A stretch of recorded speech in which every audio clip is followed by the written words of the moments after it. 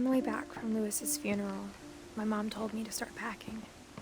She waited until the day before we left to tell Edie. I'm not sure if she wanted to make it easier or harder.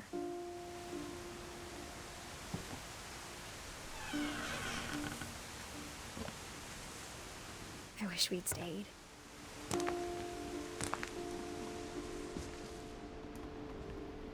But I understand why we left.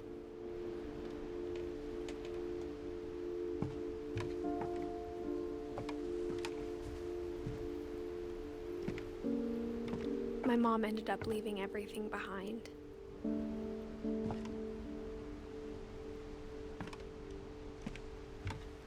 What happened that night had been coming for a long time. Maybe it should have come sooner.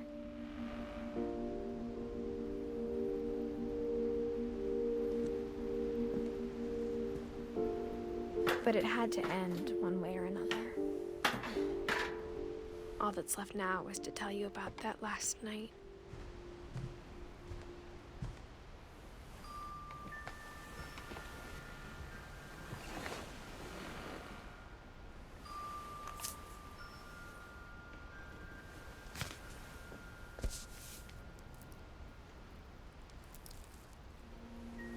That whole last day, Edie just watched us pack and didn't say a word.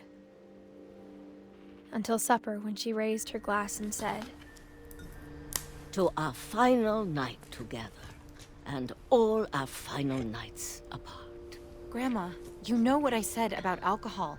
Some of your medications are very Edith, specific. I left a present for you in the hallway. Why don't you go open it? The grown-ups have to argue now. I'm sorry, you're right. We're all leaving tomorrow. Let's just enjoy our last... I'm not leaving. Edith, you're excused.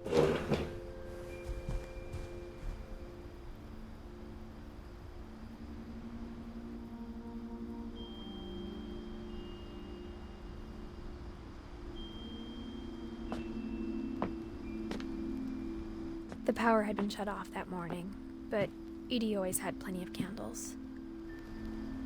When my mom sealed the library, I don't think she knew about the other entrance.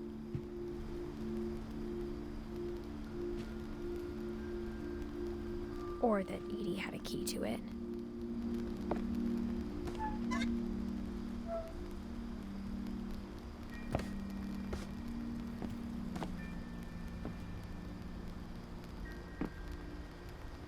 That thing you're afraid of isn't going to end when you leave the house.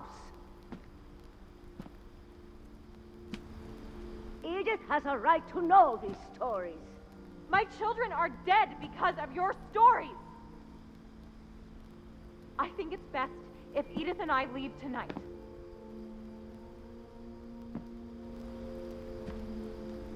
We'll have the nursing home send a van for you in the morning, okay?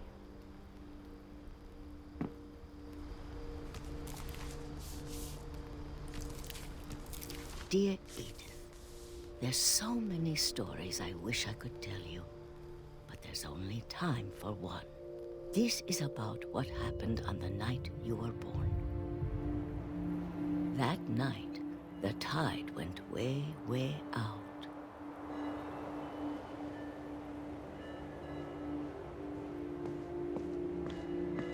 It was the first and last time I ever saw the old house aground.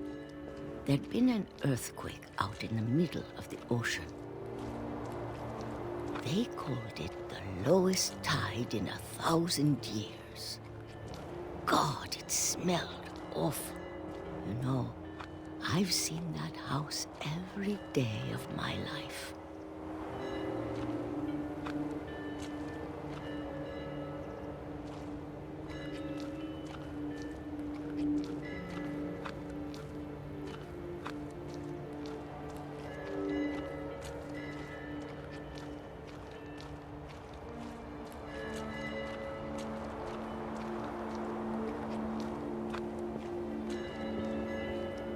I never thought I'd go back to it.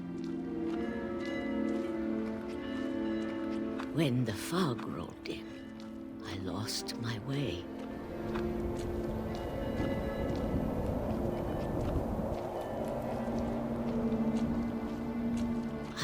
turned around.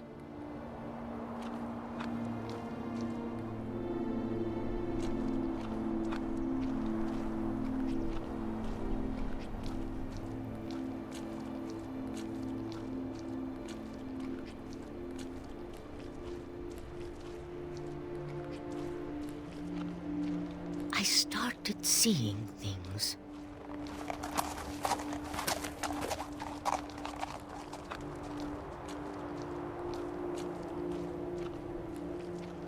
Things I'd forgotten had ever existed.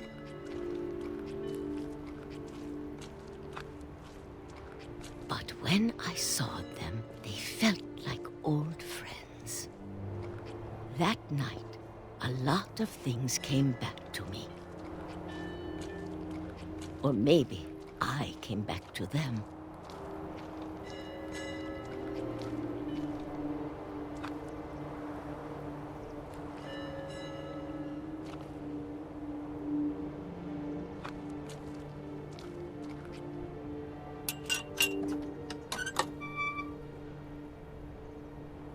Things I can't explain, but that I need you to try and... Edith, what are you doing in here?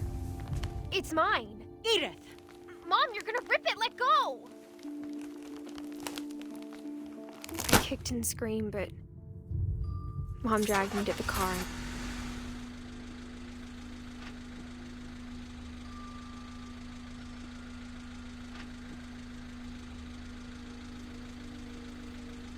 I never saw Great-Grandma Edie again. The next morning, the band came to pick her up, but she was already gone. After that, we moved around a lot.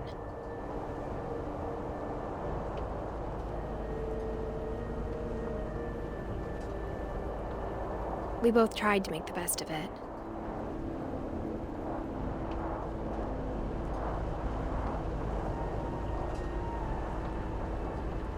A few years went by.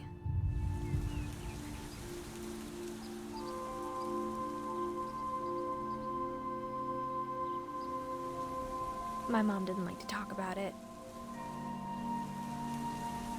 but she started getting sick a lot.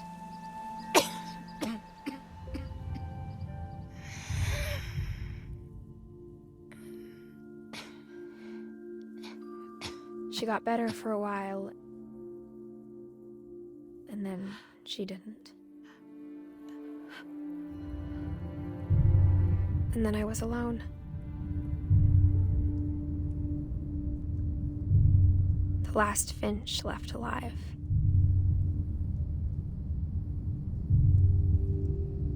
Until I found out about you. I'm still not sure what to tell you about all this. If we lived forever, maybe we'd have time to understand things. But as it is, I think the best we can do is try to open our eyes. And appreciate how strange and brief all of this is.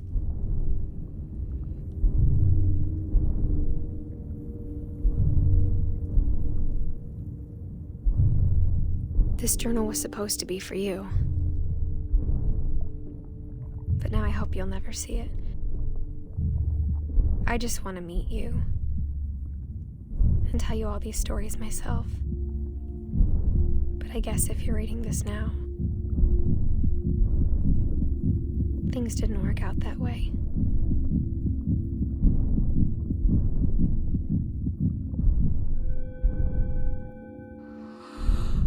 This is where your story begins.